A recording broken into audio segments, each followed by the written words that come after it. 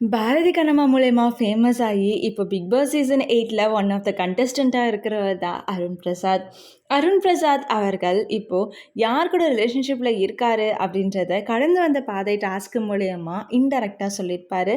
அவரு Harley queen அப்படின்னு சொன்னது அர்ச்சனா தான் அப்படின்னு அவர் இன்டைரக்ட்டா ஷேர் பண்ணியிருந்தாரு. அவரு அர்ச்சனாவோட பர்த்டே அப்போ அர்ச்சனாக்கு விஷ் பண்ணுற மாதிரி சொன்ன வீடியோவை எல்லாரும் அவங்க ஃபேன்ஸ் எல்லாம் எடுத்து அர்ச்சனாவை டேக் பண்ணி போட்டிருப்பாங்க.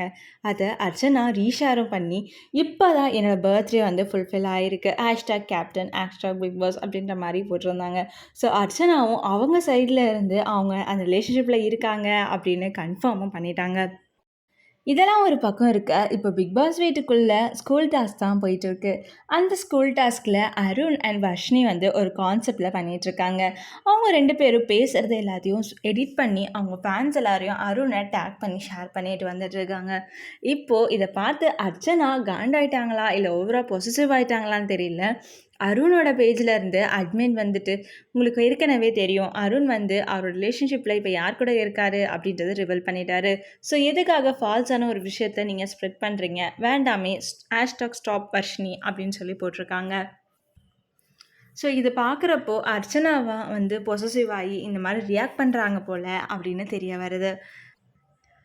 இந்த விஷயத்தை பற்றி நீங்கள் என்ன நினைக்கிறீங்க கூட மறக்காமல் கமெண்ட் செக்ஷனில் ஷேர் பண்ணுங்கள். அண்ட் எத்தனை பேருக்கு அருண் அண்ட் அர்ச்சனாவோட பேர் பிடிச்சிருக்கு அப்படின்றத எங்கள் கூட மறக்காமல் ஷேர் பண்ணுங்கள்.